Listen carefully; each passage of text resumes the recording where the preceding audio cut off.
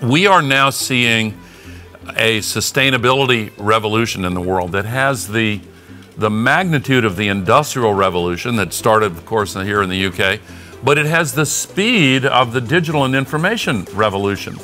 With the digital tools, including now the Internet of Things that empower decision makers in businesses and other institutions and households to identify inefficiencies and unnecessary waste streams and make life not only more efficient but better at the same time. This is a powerful trend. Actually, the demand for energy around the world is declining even as economic growth continues because of this sustainability revolution. And so the challenge is extremely serious, but the solutions are now widely available.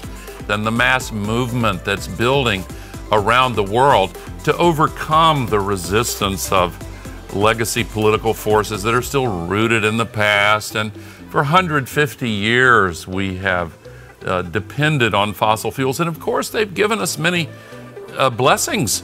Poverty's gone down, standards of living have gone up, and it is at first a challenge to answer the question, do we really have to change? But yes, we do, because this collision between the power of industrial civilization and the surprising fragility of the Earth's ecosystem now poses a great danger that could even threaten the future of human civilization itself. I was just in the Persian Gulf region, and the scientists for the last couple of years, one of the lines of investigation they've been pursuing has led them to the conclusion that significant areas of the Middle East and North Africa are in danger of becoming uninhabitable.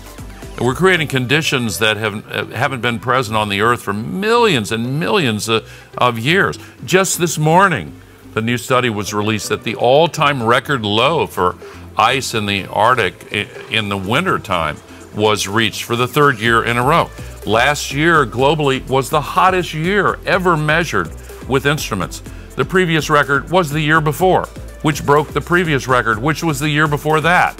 One of our comedians on television in the U.S., Jimmy Kimmel, said the other night, the way you know global warming is real is if the hottest year ever measured is the year you're currently living in. And that's been true for some time now. 16 of the 17 hottest years ever measured have been since 2001, and it's 2017. So at some point, and we have for the majority of people reached that point, people say, okay, we have got to deal with this. And then they begin to look at the evidence that is presented in this movie that, wow, you mean we have the ability to solve this? I mean, there are really only three questions. Must we change? The answer is yes, because of the extreme danger to civilization. But then the second question is, can we change? Because if we have to change and we don't have the ability, people don't want to hear any more about it, because that's a recipe for frustration and depression. But we do have the ability to solve it now. We just have to get over the political hurdles, and that raises the third and final question about the climate crisis. Will we change? And of course, not too many years from now, the next generation will inherit a world that those of us alive today bequeath to them. And were we to fail, if they inherited a world with all of these incredible disasters getting steadily worse year by year, if they felt a growing sense of despair and all the chaos, they'd look back at us and say, what were you thinking? And what couldn't you realize what was going on?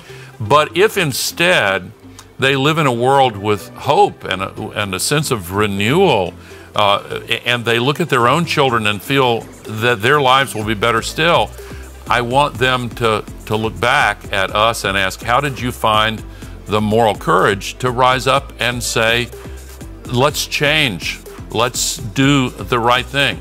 And part of the answer to that will be that during Advertising Week Europe, a lot of people came here and made a commitment to be a part of this change, and I really hope that you will. And I'm really grateful to you, Terry, to Empire and to AdWeek for having me here today to talk about this.